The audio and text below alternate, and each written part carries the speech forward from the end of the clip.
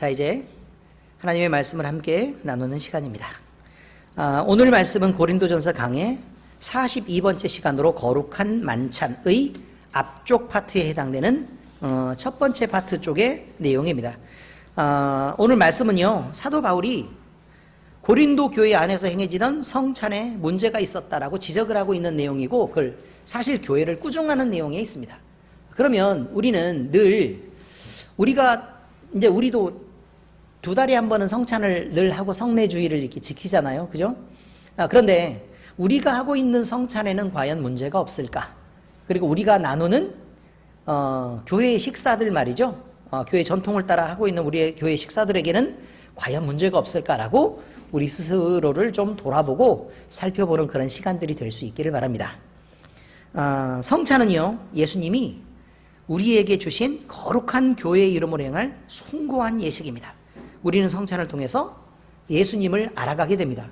우리는 성찬을 통해서 예수님을 이해하게 됩니다.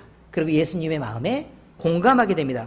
또 성찬에 참여하는 것을 통해 나 자신이 깨끗해야 된다는 것을 알고 자신을 이제는 성찬 전이니까 내가 내 자신을 깨끗하게 하고 준비해야겠다라고 깨끗하게 할 기회를 얻기도 하고, 또 성찬을 통해 교회의 본질, 교회가 하나라는 그 본질을 깨닫게 되고 그 영광에 참여하게도 됩니다.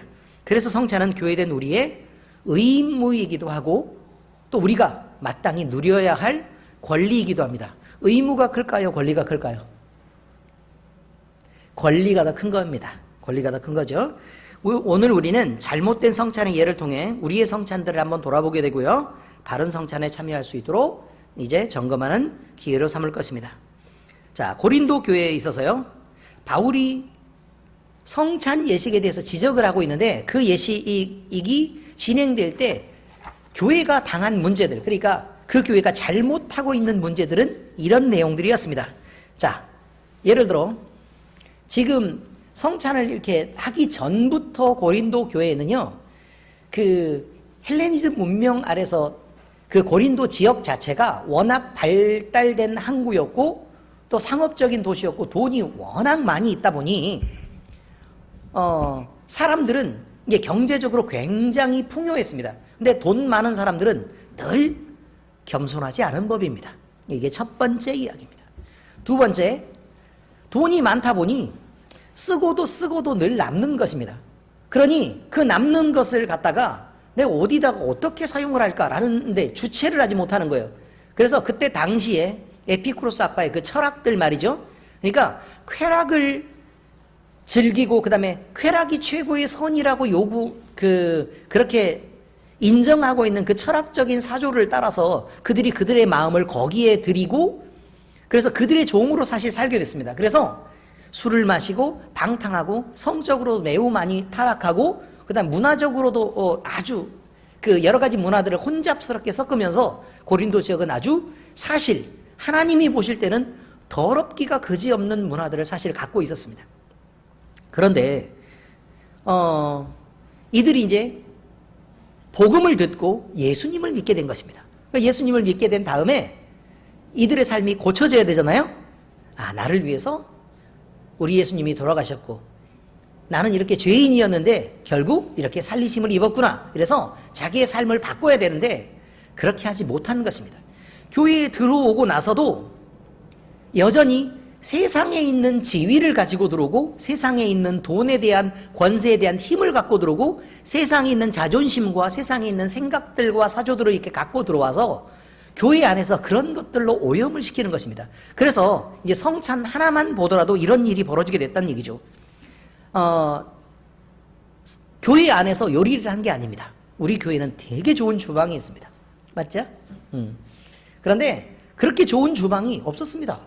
각자들이 자기들이 집에서 준비한 음식들이 있고, 그 준비한 음식들을 가지고 와서 이렇게 함께 나눠 먹는 그런 방식으로 이제 그 만찬들을 진행을 하고 있었습니다. 그런데 문제가 뭐냐면 자기들이 할 수 있는 음식을 준비를 했는데 기다리기가 싫은 거예요. 기다리기가 싫으니까, 그러니까 내가 가지고 온 맛있는 음식은 그냥 내가 먹고 싶으면 집에서 먹으면 되잖아요. 그죠? 근데 집에서 먹질 않아. 집에서 먹질 않고 굳이 가지고 오는 것입니다. 그리고 맛있는 음식이 있다는 그것이 자기에게 자랑이 되는 거예요. 그래서 먼저 갖고 왔는데 누가 도착을 안 한 거예요. 응? 그래서 정집사 도착을 안 하고 얘는 맨날 늦어 이렇게 얘기하는 거죠. 그리고 기다려주질 않는 것입니다. 그리고 자기가 갖고 온 음식 중에서 맛있는 건 너 한번 먹어봐 막 이렇게 해가지고 자기들이 마음을 맞는 사람들끼리만 먼저 그 음식들을 먹는 그런 일들도 벌어졌고, 또 성찬이라는 게요 떡만 있는 게 아니지 않습니까? 뭐도 있어요? 포도주도 있죠. 그죠? 그러니까 그들이 먼저 마시는데 지나치게 많이 마시는 거예요. 그래서 취해서 막 이렇게 넘어가고, 에? 그런 사람들이, 성찬을 하고 있는 사람들이 이렇게 된 사람들이 늘어나게 됐다, 그런 말입니다. 그러니 보기가 좋았을 리도 없고 하나님 앞에 영광일 리도 없었습니다.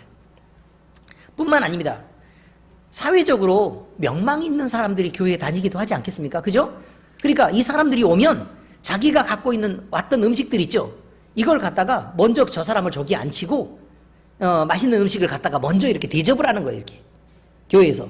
그러니 부유하고 귀한 사람은 좋은 음식을 가져다 먹게 되고, 또 그렇지 않은 사람들은 나중에 음식을 먹어야 되는데 그것도 못 먹어서 배가 골게 되고, 그 다음에 맨날 심부름만, 올 때마다 계속 심부름하고 와서 설거지하고 그런 일만 계속하게 되는 거라 그 말이에요.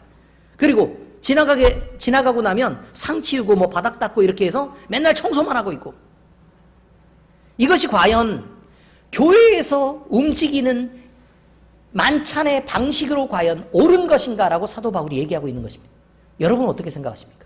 옳습니까? 큰일 날 일이죠. 이런 문제는 하나님 앞에, 그러니까 주님 앞에 믿음을 갖고 선 자들이 해서는 되는 행동들이 사실 아니었던 것입니다. 그리고 용서받은 거룩한 교회가 행할 바람직한 모범도 아니었던 것입니다. 그래서 바울은 고린도 교회에게 편지합니다. 그리고 그들이 행하고 있는 성찬을 너희 그러면 안 된다. 그래서 다시 한번 돌아봐라 라고 그렇게 권유하고 있는 것입니다. 자, 성경 말씀을 다시 보면 이렇습니다. 내가 명하는 이 일에 너희를 칭찬하지 아니하나니. 그럼 칭찬한다는 얘기일까요? 안 한다는 얘기일까요? 안 한다는 얘기죠? 이는 너희의 모임이 유익이 못되고 도리어 해로움이라. 아니, 교회에서 둘셋으로 모이면 하나님 앞에 기도하고 그 영광스러운 역사들이 나타나야 되는데, 그렇게 나타나서 유익을 주기는커녕 오히려 뭘 주고 있다고요? 해를 주고 있다고요. 어떻게 교회의 모임이 해를 주면 되겠습니까? 지금 현재 우리 대한민국 교회가 만나는 문제들도 이런 것이 전혀 없다라고 말할 수는 없습니다. 교회가 교회의 이름으로 모이고 교인들끼리 모이는 그 모임들이 늘 교회에게도 유익하고 하나님께도 영광이며 사람들에게도 유익한가라고 우리는 돌아보아야 합니다. 이것이 개혁입니다.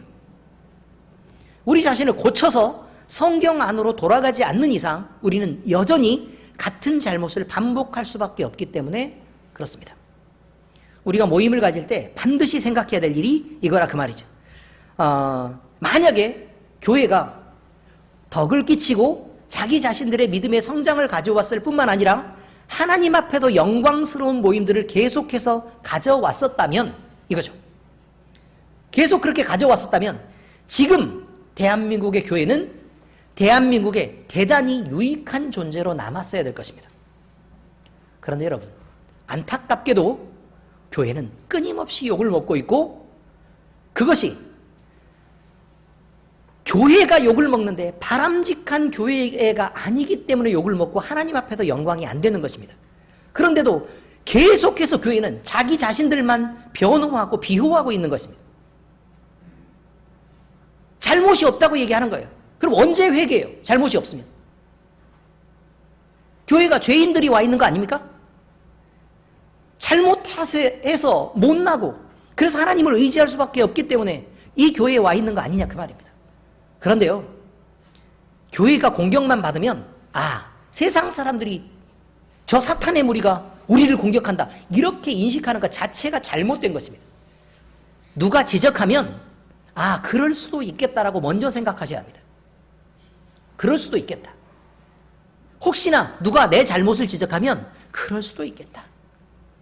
내가 그럴 수도 있는 사람이지 라고 먼저 생각하셔야 된다 그 말입니다. 그리고 나서 자기 자신을 돌아보고 낮춰야 합니다. 그리고 하나님 앞에서 혹시나 내가 그런 마음을 품을 수밖에 없는 그런 연약한 상태면 하나님, 제게 하나님을 사랑할 믿음을 주시고, 그리고 내가 내 심령이 온전히 회복돼서 다른 사람에게도 유익이 되고 칭찬받고 내 마음속에도 감동이 되고 또 하나님께도 영광이 되는 그런 삶을 살 수 있게 해달라고 기도할 수 있어야 합니다. 그게 교회의 모습입니다. 회복해야 합니다. 자, 18절에 보니까 이렇게 되어 있어요. 먼저 너희가 교회에 모일 때 너희 중에 분쟁이 있다함을 듣고 어느 정도 믿거니와. 자, 이게 무슨 말이냐면 교회에 대한 보고를 받았는데요, 교회 안에 싸움이 있다는 거예요. 의견이 갈라지고 싸움이 있다는 것을 알게 되었다, 이런 말이에요. 그런데 사도 바울은 이것이 무조건 나쁜 것이라고만 얘기하지는 않습니다. 19절에 보니까 너희 중에 파당이 있어야 너희 중에 옳다 인정함을 받는 자들이 나타나게 되리라. 무슨 말이냐면, 자, 진리를 지키다 보면 그렇지 않은 사람들의 무리와 대립하게 되는 일이 생기기도 할 텐데, 이렇게 무조건 의견만 맞춰갈 일은 아니고 파당이 나눠지더라도 사실 지킬 건 지켜가야 된다. 그러면서 옳다 인정함을 받는 이들이 나타나게 된다라는 말을 지금 쓰고 있는 것입니다. 그러니 무조건 모든 사람의 마음을 하나로 모으는 것이 목적이 아니라 1번은 진리를 수호하는 게 목적이고, 그리고 나서 그 진리를 지켜나가면서도 되도록 하나로 마음을 모아야 한다라고 지금 사도 바울은 얘기를 하고 있는 것입니다. 그런즉 너희가 함께 모여 주의 만찬을 먹을 수 없으니, 파당이 나눠져 있는데 어떻게 함께 모여서, 의견이 다른 사람들이 모여가지고 자꾸 싸우니까 함께 모여서 성만찬을 못하는 거예요. 지금 고린도 교회 자체가 이걸 지적하고 있는 것입니다. 이는 먹을 때 각각 자기의 만찬을 먼저 갖다 먹으므로 어떤 사람은 시장하고 어떤 사람은 취함이라. 먼저 먹은 사람들이 배부르고 취해 있고 나중에 있는 사람들은 그저 소외되는 일들이 벌어지게 됐다. 너희가 먹고 마실 집이 없느냐? 너희가 하나님의 교회를 업신여기고 빈궁한 자들을 부끄럽게 하느냐? 내가 너희에게 무슨 말을 하랴? 너희를 칭찬하랴? 이것으로 칭찬하지 않노라. 도저히 칭찬은 못하겠어 라는 말을 하고 있는 것입니다. 이해가 되십니까? 간단한 말입니다. 사실 설교는 끝났는데요, 여기서 더 중요한 몇 가지를 한번 살펴보려고 합니다. 첫 번째는 잘못된 성찬이 교회와 교인들에게 해가 될 수 있다는 것입니다. 어떻게 될 수 있다고요? 해가 될 수도 있다고요. 성찬이라 해서 무조건 거룩하게 돼서 항상 유익을 주는 것은 아니다. 실제로 고린도 교회는 성찬 때문에 교인들이 많이 상처를 입고 있었습니다. 부자는요, 부자라고 자기가 있는 권세를 드러내고 거들먹거리고 그렇게 하기 때문에 권리를 그 행사하는 것에 대해서 가난한 자들은 오히려 교회에 들어와서 소외되고 또 아팠기 때문에 위로받으려고 온 사람들이 업신여김을 당하고 무시를 당하는 일이 교회 안에서 벌어지게 되었다, 이런 말입니다. 사회에서 존귀한 자들은 교회 안에서 들어와서까지요 그들의 지위를 인정받으려 했습니다. 나는 밖에서 높은 사람인데 니네가 감히 이렇게 했다, 그 말이에요. 또 사회에서 약자이며 소외된 사람들은 교회에서까지 비굴한 위치에서 섬기고 눈치를 보며 낮은 위치에서 그렇게 살아야만 하는 그런 일들이 고린도 교회에 있었다, 그 말입니다. 참 안타까운 일입니다. 그래서 가난하고 약한 사람들은 교회에 나왔는데 여전히 아프고, 교회에 나왔는데 여전히 고통스럽고, 교회에 나왔는데 여전히 무시받고, 교회를 나왔는데 여전히 소외된 그런 상태로 지내야만 했습니다. 예수님을 믿어야 되기 때문에 어쩔 수 없이 사실 교회는 나올 수밖에 없지만, 나왔는데도 그들이 이런 일을 당한다는 사실은 너무 아픈 일이 아니냐, 그런 말입니다. 그들은 교회에 나왔어도 행복하지 않았습니다. 바울은 예수 그리스도의 몸과 피를 나누는 성찬에 대해서 얘기했습니다. 고린도전서 10장, 우리가 이미 지나간 내용이에요. 10장 16절에서 18절 내용 함께 읽어보실까요? 준비되셨나요? 시작. 우리가 축복하는 바 축복의 자는 그리스도의 피에 참여함이 아니며, 우리가 떼는 떡은 그리스도의 몸에 참여함이 아니냐. 떡이 하나요 많은 우리가 한 몸이니 이는 우리가 다 한 떡에 참여함이라. 육신을 따라 난 이스라엘을 보라. 제물을 먹는 자들이 제단에 참여하는 자들이 아니냐. 자, 이게 무슨 말이냐면 여러분, 제가 그 얘기를 했던 기억이 있어요. 찾아보시면 알아요. 음식을 먹는 거는요, 음식이 어디에 쓰이느냐 이 말이죠. 어디에 쓰여요? 에너지원으로 쓰여요. 에너지원. 아시죠? 에너지원으로 쓰여요. 그 다음에 뭘로 쓰인다고요? 몸을 구성한다 그랬어요. 그죠? 자, 그러니까 결국은 음식을 먹는다는 건 힘을 얻는다는 뜻이에요. 힘을 얻는다. 그리고 내 몸이 늙은 것들은 다 없어지고 노폐물이 돼서 빠져나가고요. 새롭게 세포 분열이 돼서 이것들이 채워져 가는데 내가 먹은 음식 중에 단백질 성분, 또 물, 미네랄 여러 가지 성분들이 결국 우리의 세포들을 구성하고 이렇게 점점 우리 몸이 구성되어 간다. 그 말이에요. 우리가 성찬을 하는 이유가 대표적으로 한 가지는 그리스도로 살고자 하는 거예요. 그리스도로 힘을 얻고 살고자 하는 거라 그 말이에요. 이해되시죠? 그 다음에 두 번째는 뭐라고요? 우리의 몸에 더러운 것들이 다 버려지고 예수 그리스도의 몸으로 다시 재탄생하게 되는 그런 일 때문에 우리가 성찬을 참여하게 되는 거다. 이런 말이죠. 그런데 여러분, 단 한 분, 예수 그리스도라는 단 한 분을 우리가 먹고 마시는 일이 계속되면, 이 말이죠. 계속되면 우리 모두는 예수 그리스도를 먹고 힘을 얻어서 사는 것이고 또 예수 그리스도를 구성하고 있는 그 성분으로 우리 몸의 모든 성분들이 구성되게 된다. 그런 말이 돼요. 성찬은 그런 의미를 갖고 있어요. 그래서 단 하나의 교회. 그리고 예수님은 그래서 이렇게 교회가 되지 않는 한 너희는 나와 무관한 자들이다라고 얘기를 하고 있는 거예요. 예수님 때문에 사는 사람들이 되어야 하고 예수 그리스도의 몸이 우리의 몸으로 재구성되지 않으면 사실은 우리는 예수님과 연관이 없는 사람이 된다라는 말이 된다고요. 자, 그래서 우리는 성찬에 가지는 그 의미와 그 본질적인 기쁨들을 우리는 반드시 생각할 수 있어야 합니다. 우리 모두는 하나님 앞에서요, 높고 낮음을 가릴 수 없습니다. 그러니 우리 마음속에 지금 내가 더 중요한 사람이고 존귀한 사람이라고 생각을 가진 분이 혹시나 지금 있거든.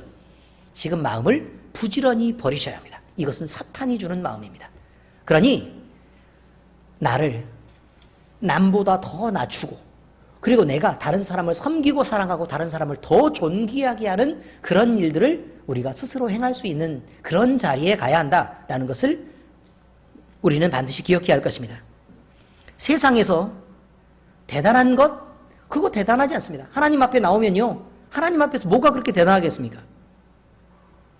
우리가 겸손함을 잃고 세상으로 살아간다면 우리는 하나님이 주신 거룩한 성도라는 신분을 업신여기는 자가 되고 결국 교회의 이름을 망령되게 일컫는 자가 되며 결국은 세상으로, 썩어질 세상으로 가치를 높이는 그런 타락한 사람으로 변해갈 것입니다.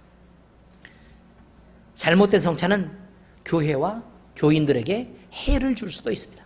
첫 번째 이야기였습니다. 자, 두 번째 이야기입니다. 교회 안에서 옳고 그름을 따지는 편당이 생기게 됩니다. 여러분, 교회 안에서 무조건 다 하나여야 된다고 여러분들은 생각을 할 수도 있는데, 근데 성경 자체가 뭐라고 얘기를 하고 있는 거냐면 성경 말씀 자체가 의견은 나눠질 수밖에 없다고 얘기합니다. 그러니 이것을 늘 참고해 두시기 바랍니다. 그래서 혹시나 의견의 차이가 있을 때 쟤는 왜 저래? 라고 말하지 마시고 성경이 그렇대잖아요. 아시겠죠? 그래서 의견의 차이가 있는 사람의 의견도 서로 존중해주고 또 그 사람의 인격도 존중받아야 된다는 사실을 우리는 기억해야 할 것입니다. 의견을 나누다 보면요, 좋은 생각이 있을 수도 있고요, 또 덜 좋은 생각이 있을 수도 있습니다.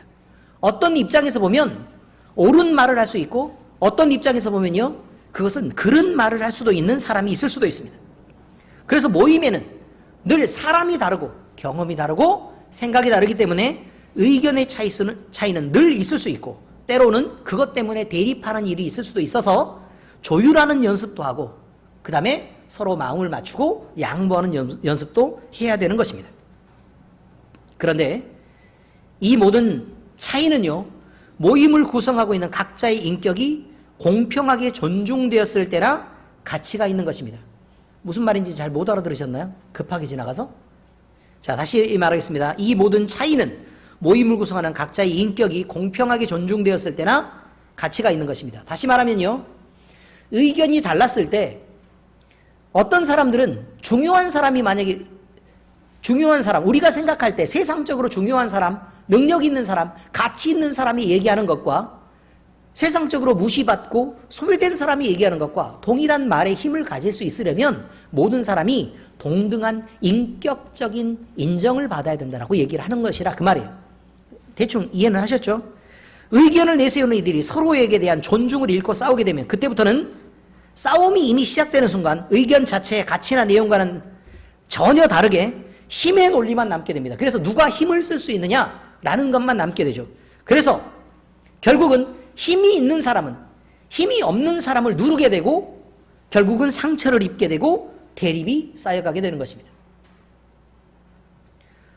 고린도 교회는 이런 문제를 안고 있었습니다. 그들은 그들 자신이 교회다, 나는 교회구나 라는 정체성을 자꾸 잃어버렸습니다. 그래서 각자 사람들은 자기가 가지는 사회적인 위치나 돈, 그 다음에 경제적 능력, 철학적인 견해나 취향 이런 것들을 따라 분열되고 서로 대립했습니다. 그래서 편이 나눠지게 됐습니다.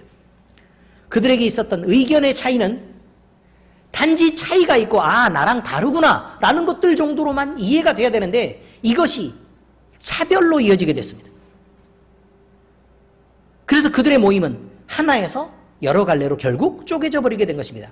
이렇게 편당이 생기자 교회는 여러 개의 파로 나누어져 싸우게 된 것입니다. 그래서 나는 바울파다, 나는 아볼로파다, 나는 그리스도파다, 나는 게바파다 이렇게 나눠져 가지고 서로 좋은 이름을 갖다가 다들 대긴 됐는데 베드로파 얼마나 좋아요? 그래요 안 그래요?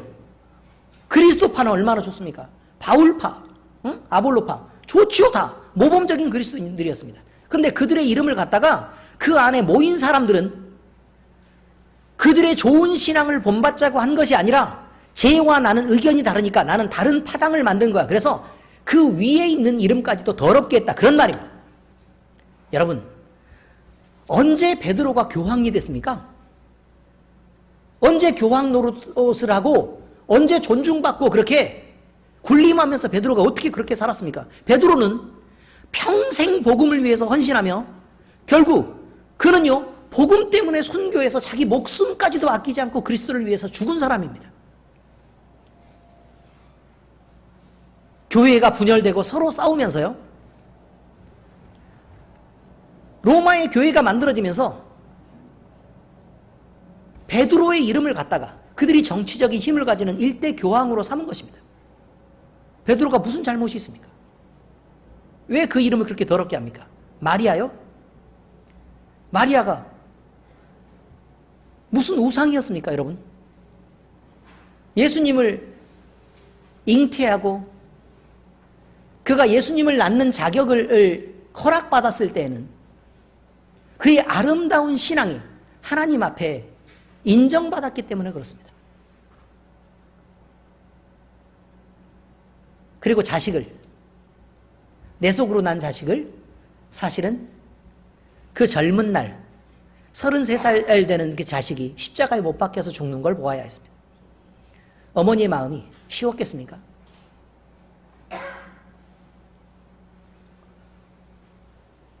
많이 아팠을 것입니다. 견디기 어려운 일이었을 거라 그 말입니다. 그런데 성령으로 위로를 받고 헌신된 교회, 구별된 교회의 거룩한 성도로 또 잘 살았습니다. 요한의 섬김을 받으면서 이렇게 살았습니다. 그리고 언젠가는 죽었겠죠. 그렇지 않습니까? 그런데 왜 성모 마리아가 돼서 우상의 동상으로 세워져야 하고 그 더러운 이름에 결국은 그 자리에 서 있어야 합니까? 성도로서 충분히 영광스러운 것입니다. 마리아는 하나님을 사랑하는 것으로 충분했던 여인이었습니다.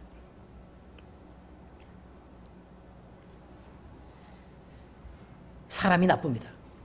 결국 파당을 나누는 것도 또 거룩한 이름을 갖다가 나쁘게 만드는 것도 사람들이었다 그 말입니다. 하나님은 사람을 외모로 보고 다르게 처신하는 것을 기뻐하지 않습니다. 로마서 2장 6절에서 11절 읽어드리겠습니다. 하나님께서 각 사람에게 그 행한 대로 보응하시되 참고 선을 행하여 영광과 존귀와 썩지 아니함을 구하는 자에게는 영생으로 하시고 오직 당을 지어 진리를 따르지 아니하고 불의를 따르는 자에게는 진노와 분노로 하시리라. 악을 행하는 각 사람의 영에는 환난과 곤고가 있으리니. 여러분, 그러니까 이걸 알아야 돼요. 지금 여기 보니까 뭐라고 나왔냐면 당을 짓는다고 다 하나님의 노와 분을 당하는 게 아니라고 얘기하고 있어요. 잘 보세요. 오직 당을 지어 진리를 따르지 아니하고 불의를 따르는 자에게는 진노와 분노로 하시리라. 이렇게 얘기했죠. 당을 짓는 게 나쁜 게 아니라 그 말이에요. 의견은 나눠질 수 있고 파도 나눠질 수 있어요. 문제는 뭐냐면 그들이 진리에서 벗어나서 육신의 일을 도모하는 자들이 하나님의 진노와 분노를 당하게 된다는 얘기를 말하고 있는 것이지, 의견의 차이는 있을 수 있다라고 지금 얘기를 하고 있는 거예요. 그 다음에 악을 행했죠. 그러면 여러분이 걱정하는 게 이거예요. 내가 사업을 지금 하고 있는데 이거 망해버리면 어떡할까? 하나님 앞에 잘못돼가지고. 내가 몸이 아프면 어떡할까? 그런데 여기 뭐라고 나와 있냐면 악을 행하는 각 사람의 영에는 환난과 곤고가 있으리니 먼저는 유대인에게요 그리고 헬라인에게며. 이게 무슨 말이겠어요 이게? 영에게 있다라는 말은 사실 육신의 가치를 최고의 가치로 알고 있는 사람들에게는 이게 별 느낌이 없을 수도 있다는 얘기를 말하는 거예요. 별 느낌이 없을 수도 있다. 그러나 영에게 환난과 곤고가 있다는 건 그가 하나님을 찾아도 지나치게 멀리 있게 될 거다 이란 뜻이에요.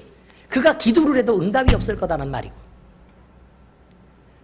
하나님을 느끼고 싶은데 하나님이 도저히 느껴지지 않을 거다 라는 말을 말하고 있는 거여서 하나님이 이 사람에게, 악을 행하고 세상을 목적 삼는 사람에게 하나님이 거리를 두신다고 얘기하는 거예요 지금. 아시겠어요? 거리를 두신다고요. 기도해도 응답이 없으면 좋겠습니까 여러분? 찬송을 부르는데 그냥 맹숭맹숭하고요, 내가 기도를 드리는데도 누가 듣는지 안 듣는지도 모르겠고 그냥 허공을 향해서 이렇게 흩어지는 것 같은 그런 기도들 이렇게 하고 있으면 좋겠습니까? 헌금을 드리는데 그저 내 마음에 기쁨이 없고 아까워서 죽을 것 같고,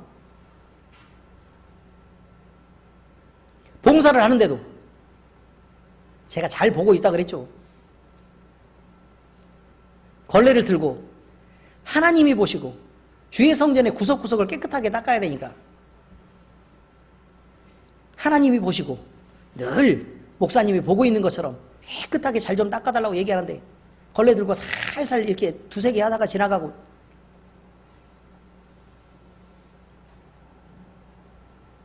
안 됩니다 여러분. 선을 행하는 각 사람에게는 영광과 존귀와 평강이 있으리니 먼저는 유대인에게요 그리고 헬라인에게라. 여기 평강이가 나오네요.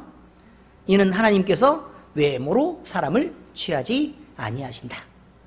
이것 때문입니다. 하나님 앞에서 모든 성도는 차별 없이 존귀한 자입니다. 차별이 없이 존귀한 자입니다. 자, 함께 읽으세요. 시편 16편 3절입니다. 시작. 땅에 있는 성도들은 존귀한 자들이니 나의 모든 즐거움이 그들에게 있도다. 아멘. 네, 여러분은 존귀한 자들입니다. 그래서 무시받으면 안 됩니다. 기도하셔야 됩니다. 제가 나 무시했어요 하나님. 아시겠어요? 근데 웬만하면 그렇게 자꾸 이르지 마세요. 왜냐면 하나님이 자꾸 적고 벌 주려고 하니까요. 근데 여러분, 그거를 우리가 기억해야 돼요. 저 사람이 그렇게 기도할 수 있다는 걸 기억해야 된다고. 하나님, 저 사람이 자꾸 나를 무시하고요, 날 너무 함부로 대하는데 하나님 저 어떻게 해야 돼요? 그냥 마냥 참아야 돼요? 자, 여기까지예요. 앞쪽에 얘기할 때는 무슨 저렇게 기도하는 사람이 있을까라고 생각하셨죠? 하나님 저 사람이 자꾸 저를 무시하는데 라고만 하면 그거 이르지 않은 것처럼 보인단 말이에요. 그런데요, 자꾸 무시를 당하게 되면 하나님 앞에 이렇게 기도한다고요. 잘 들어보세요. 하나님 제 마음에 미움이 없게 해주세요. 하나님 제 마음이 실족하지 않게 해주세요. 제가 사실은요, 애매하게 억울함을 당하고 자꾸 무시를 당하는데 사실 제 마음이 아파요. 그리스도의 성령으로 저를 위로해 주세요. 자, 이렇게 기도하면 되게 멋있죠? 그 말이나 그 말이나요. 제가 자꾸 날 무시해요 라고 하는 말이나 이건 솔직한 말이고 뒤에 있는 말은 되게 예쁘게 꾸민 말일 뿐이에요. 하나님은 어떻게 이해하실까요?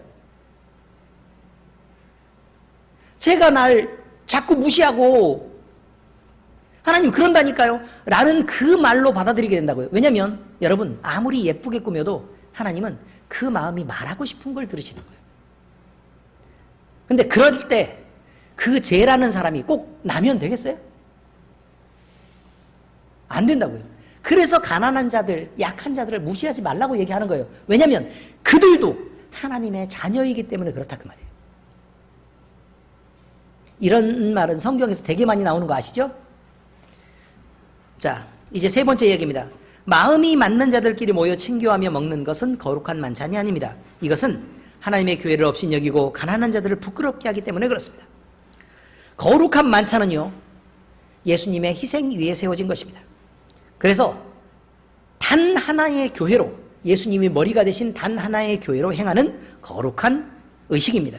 이것은 가난한 것과 부한 것을 넘어서는 가치입니다. 세상이 이해할 수 없는 영광스러운 일입니다. 하나님은 이 거룩한 예식에 소외되고 버려지고 상처받은 영혼들이 참여하기를 원하시고 그들이 위로받고 또 그들이 사랑받기를 원하시는 것입니다. 그런데 이런 사람들을 불러놓고 그들을 소외시킨다는 것은 사실 있을 수 없는 일입니다. 예수 그리스도 때문에 어느 누구나 위로받고 행복해져야 되기 때문에 그렇습니다.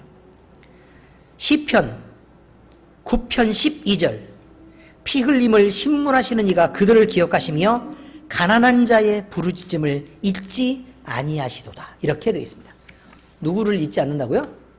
가난한 자의 부르짖음을 잊지 않는다. 왜 부자들은 기도하는데 자꾸 하나님이 잊으실까요? 부자의 기도를 잊지 않는다라는 말을 들은 적 있어요? 성경에서? 없죠. 왜 가난한 자들의 기도는 잊지 않으신다고 얘기해요? 부자들은, 부자란 뜻 자체가 돈을 의지하는 사람이란 뜻이에요. 하나님 외에 다른 것을 의지할 것이 있다는 뜻이고, 가난하다라는 말 뜻은 그들은 의지할 데가 없다는 뜻이에요. 그래서 누구 외에는 없다? 하나님 외에는 없으니까 그 하나님이 위로여야만 하고, 그 하나님이 힘이어야만 하고, 그 하나님이 배경이어야만 하고, 그 하나님이 능력이어야만 하는 거예요. 그래서 그 하나님이 사실은 삶의 유일한 수단인 거죠. 살고 싶어서 하나님을 붙잡을 수밖에 없는 자들, 그것을 가난한 자들이다 이렇게 말하는 거예요. 우리 마음속에 자존심이라도 남아있으면 그것은 부자예요. 돈은 없어도. 그러므로 우리는 각자 낮은 위치에 서서 서로를 높이며 섬기기를 잊지 말아야 합니다. 우리는 혹시 형제의 잘못을 볼 수 있습니다. 그럴 때라도 오랫동안 참아줄 수 있어야 합니다. 그리고 잘못하고 또 모질고 못난 행동을 반복하는 사람을 보더라도 사랑하는 마음으로 기다려줄 줄도 알아야 합니다. 서로 화평할 수만 있다면 우리는 노력해서 되도록 하나여야 합니다. 무조건 하나여야 된다. 돼요, 안 돼요? 아니죠. 되도록 하나여야 합니다. 왜냐하면 진리를 수호하는 일이 우선이기 때문에 그렇습니다. 우리는 이 거룩한 연합에 부르심을 입었고 그가 보여주신 사랑 안에서 하나 된 교회이기 때문에 그렇습니다. 에베소서 4장 2절에서 6절 말씀이 그렇습니다. 모든 겸손과 온유로 하고 오래 참음으로 사랑 가운데서 서로 용납하고 평안에 매는 줄로 성령이 하나 되게 하신 것을 힘써 지키라. 몸이 하나이요 성령도 한 분이시니 이와 같이 너희가 부르심의 한 소망 안에서 부르심을 받았느니라. 주도 한 분이시요 믿음도 하나요 세례도 하나요 하나님도 한 분이시니 곧 만유의 아버지시라. 만유 위에 계시고 만유를 통일하시고 만유 가운데 계시도다. 그러므로 만유 중에 우리는 벗어날 방법이 없으니 결국 하나여야 한다 그 말입니다. 자, 이제 성경 말씀의 적용입니다. 첫 번째, 교회는 상처받은 영혼이 위로를 받고 아픈 마음이 치유를 받는 곳이어야 합니다. 이사야 선지자는 오실 예수 그리스도를 바라며 성령에 감동돼서 다음과 같이 노래했습니다. 내가 붙드는 나의 종 내 마음에 기뻐하는 자 곧 내가 택한 사람을 보라. 내가 나의 영을 그에게 주었은즉 그가 이방에 정의를 베풀리라. 그는 외치지 아니하며 목소리를 높이지 아니하며 그 소리를 거리에 들리게 하지 아니하며 상한 갈대를 꺾지 아니하며 꺼져가는 등불을 끄지 아니하고 진실로 정의를 시행할 것이며. 이거는 주의 종에 대한 이야기입니다. 그런데 이것은 예수 그리스도의 성품이 그러하시다라는 말씀일 것입니다. 그죠? 그런데 그 말씀임과 동시에 그가 머리가 되고 우리는 그 몸의 지체인데 거룩한 교회 역시 그래야 한다는 말씀이기도 합니다. 교회는 힘이 없고 약한 사람들에게 큰 소리를 치는 사람이어서는 안 됩니다. 교회가 큰 소리를 치고 힘없는 사람은 그저 당해서는 안 된다 그 말이에요. 교회는 소외된 이웃을 돌보아야 합니다. 교회는 따뜻한 마음을 갖고 위로하는 일을 해야 합니다. 예수님께서 우리를 향해서 그런 마음을 품으셨고 우리에게 그렇게 하셨다면 그 은혜를 받아 누린 우리는 마땅히 그를 본받아서 같은 일을 행해야 된다라는 것입니다. 그러므로 교회는 상처받은 영혼이 위로를 받고 아픈 마음이 치유를 받는 곳이어야 한다 그런 말입니다. 자, 두 번째, 그러나 교회 안에서 분쟁이 없을 수는 없는 것입니다. 사람이 모인 곳에 분쟁은 늘 있을 수밖에 없습니다. 그러므로 우리가 꿈꾸는 완벽한 교회, 분쟁이 없는 완벽한 교회는 하나님의 나라에 가서나 이루어지는 것입니다. 우리는 죄인이고 우리는 실수하고 그래서 우리는 온전한 교회를 향해 가고 있는 것이지 온전한 교회를 이룬 것은 아닙니다. 사도 바울은 세상에 존재하는 교회가 결국 이루어질 이상적인 교회로 나아가기 위해서 성장을 해야 되는 바람직한 방향이 이런 것이다 라고 제시합니다.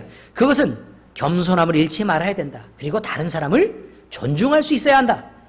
서로 자기가 잘났다고 큰 소리를 내지 말아야 한다. 이런 방향을 제시하고 있다 이런 말입니다.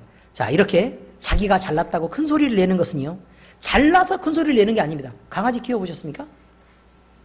어떤 개가 소리를 내서 짖고 어떤 개가 물죠? 안 보셨구만요. 어떤 개가 물어요? 원래 주인이 옆에 있고요. 심리적으로 안정되고 당당한 개는 절대로 상대를 물지 않습니다. 불만이 가득하고 안정이 되지 않는 개 뿐만 아니라 가장 위험한 개가 뭐냐면 사람들이 얼마만큼 어느 정도의 힘을 갖고 있는지 개가 이해를 못하는 거예요. 그러니까 사회관계가 나쁜 거죠. 사회성이 나쁜 개가 밖으로 나왔는데 사람들이 막 여기저기 돌아다니는 거예요. 막 개도 막 뛰어다니고 막 신나게 막 이렇게. 그래서 불안하고 공포스러운 거예요, 이게. 안정이 안 되는 거죠. 그래서 너무 불안하고 무섭고 두려우면 먼저 가서 상대가 나를 공격하기 전에 공격을 해버리는 거예요. 그런 개가 무는 개라 그러니까요. 하필 또 설교 시간에 개 얘기를 해서 그렇긴 하긴 한데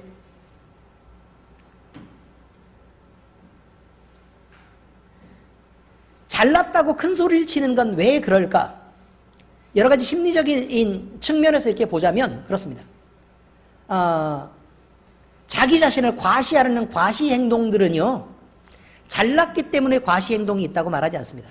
과시 행동의 기저에 깔린 가장 근본적인 심리는 열등감입니다. 열등감. 예를 들면 돈이 무지무지하게 내가 많아요. 돈이 무지무지하게 많아요.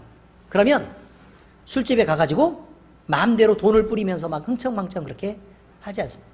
다른 사람 볼 때 내가 돈 많아 그렇게 자랑하고 다니지 않습니다. 왜냐하면 돈이 많으면 사람이 꼬이니까 그거를 많지 않은 것처럼 감춰야 하는 것입니다. 의미를 아시겠습니까? 근데 지금 당장 내가 가진 돈이 조금 있기는 있는데 실제로는 내가 불안한 거예요. 그 남들이 나를 무시할까봐 나 돈 많아! 라고 해서 돈을 써대는 사람들이 있다는 것입니다. 이 열등감입니다. 진짜 실력 있는 사람은 공부를 굳이 잘한다고 인정받으려고 하지 않습니다. 근데 어쩌다가 한번 잘해요. 그럼 난리가 나요. 동네가 다 떠나가는 거죠. 플랜카드 걸어야 돼요. 이 실력이 아닌데 학교에 붙었다. 그러면 플랜카드를 걸어야죠. 그렇지 않습니까? 근데 늘 완벽한 실력이었어요. 그럼 뭐 당연히 그렇게 될 줄 알았다 그 말입니다. 그러면요, 사람이 플랜카드를 걸어도 최고가 아니면 못 거는 거예요. 왜요? 남들의 기대는 그보다 더 높은 데에 있다는 걸 알고 있기 때문에. 의미를 아시겠어요? 결국 자랑을 하는 것은요, 내 열등감을 감추기 위해 겉으로 포장하는 그런 것 때문에 나타나는 거라, 그런 말입니다. 자기가 잘났다고 큰 소리를 치는 거요, 자기의 결핍을 감추려고 하는 열등감의 표현일 뿐입니다. 인정받지 못할까 봐 불안하죠? 그럼 큰 소리를 내야 돼요. 겨우 몇 사람에게라도 인정받지 못하면 견딜 수 없는 것. 그래서요, 우리 교회 몇 명 되지도 않는데 자기 의견만 이렇게 중요해서 내 의견대로 막 다 해야 돼 라고 생각하는 사람은 그 몇 사람한테도 인정받지 않으면 안 되는 그런 열등감을 갖고 있는 거라고요. 여러분, 그리스도의 마음으로 넉넉해지기를 부탁드립니다. 늘 평안하고 늘 넉넉하고 예수님이 주시는 것으로 많이 누려주시길 바랍니다. 그래서 겨우 사람에게 인정받지 않아도 하나님이 나를 기뻐하신다면 내가 이런 거 아무것도 아니라고 생각할 수 있도록 여러분은 기쁨과 만족을 누리시기를 부탁드립니다. 작은 의견이 있어요? 져주시기 바랍니다. 혹시나 섬기기를 바라는 믿음이 약한 사람이 있으면 그 사람 섬겨주면서 여러분이 당당한 믿음을 가졌다는 것을 증명해 주시기 바랍니다. 믿음 안에서 당당하게 회복된 사람은 남을 섬길 수도 있고 져줄 수도 있고 남을 높일 수도 있는 그런 멋진 사람인 것입니다. 빌립보서 2장 1절에 4절, 그러므로 그리스도 안에 무슨 권면이나 사랑에 무슨 위로나 성령의 무슨 교제나 긍휼이나 자비가 있거든 마음을 같이하여 같은 사랑을 가지고 뜻을 합하여 한 마음을 품어 아무 일에든지 다툼이나 허영으로 하지 말고 오직 겸손한 마음으로 각각 자기보다 남을 낮게 여기고 각각 자기 일을 돌아볼 뿐더러 또한 각각 다른 사람들의 일을 돌아보아 나의 기쁨을 충만하게 하라고 권하고 있습니다. 자, 이제 세 번째입니다. 성찬은 세상과는 엄격하게 구별된 교회의 거룩한 의식입니다. 먹고 마시는 일은 세상 사람들도 다 하는 것입니다. 맛있는 것을 먹는 일, 또 만나게 마시는 일, 이것은 그것 자체로 즐거움이 되기 때문에 세상 사람들도 즐기는 일입니다. 그런데 먹고 마시는 것을 통해요, 예수 그리스도를 느끼는 일, 또 새 생명으로 사는 나를 느끼는 것은 누구나에게 주어진 그런 멋진 감각은 아닙니다. 그러므로 이것을 느끼는 교회의 성찬은 세상과 분명하게 구별된 특별한 감각을 가진 사람들만 누리는 특별한 자격이다 라는 것으로 보는 것이 옳습니다. 우리가 만약에 성찬을 통해서 그리스도를 느끼고 있다면 우리는 이것을 감사할 줄 알아야 합니다. 우리는 성찬을 통해 우리 자신을 회복하고 만약에 그렇지 못하다면 성찬을 통해 회개의 걸음을 걸을 수 있어야 합니다. 그럴 때 우리가 변화되는 역사가 일어납니다. 요한복음에 예수님이 말씀하셨습니다. 6장 53절에서 57절, 예수께서 이르시되 내가 진실로 진실로 너희에게 이르노니 인자의 살을 먹지 아니하고 인자의 피를 마시지 아니하면 너희 속에 생명이 없느니라. 내 살을 먹고 내 피를 마시는 자는 영생을 가졌고 마지막 날에 내가 그를 다시 살리리니 내 살은 참된 양식이요 내 피는 참된 음료로다. 내 살을 먹고 내 피를 마시는 자는 내 안에 거하고 나도 그 안에 거하나니 살아계신 아버지께서 나를 보내심에 내가 아버지로 말미암아 사는 것 같이 나를 먹는 그 사람도 나로 말미암아 살리라. 여러분, 성찬을 통해 우리의 몸의 구성이 바뀌면 결국 하나님이 우리를 살리실 때 예수 그리스도 때문에 그 먹은 그것 때문에 우리는 다시 살아나게 된다는 얘기를 말하고 있는 것입니다. 예수 그리스도의 생명이 우리 안에 공급되고 연결되면 예수 그리스도의 삶과 예수 그리스도의 영광 그리고 예수 그리스도의 능력도 결국 우리의 것이 됩니다. 우리는 예수님이 머리된 거룩한 교회입니다. 기도하겠습니다. 하나님 아버지, 우리는 우리가 행하고 있는 성찬에 대해서 다시 한번 생각할 기회를 가졌습니다. 그저 먹고 그저 아무 생각 없이 마시는 것이 아니라 우리를 위해 희생하신 우리 예수님의 몸을 먹고 마시는 것임을 우리가 분명히 알고 또 우리 하나님 앞에 영광을 올려드립니다. 이렇게 거룩한 성찬에 참여하는 우리는 온전한 하나가 되어서 서로를 섬기고 아끼고 사랑하는 일을 할 수 있기를 바랍니다. 우리 교회가 상처받는 영혼이 위로를 받는 교회, 아픈 마음이 치료받는 교회로 온전히 서기를 바라며 교회에 왔을 때 우리 모두는 그 일을 감당하기를 바랍니다.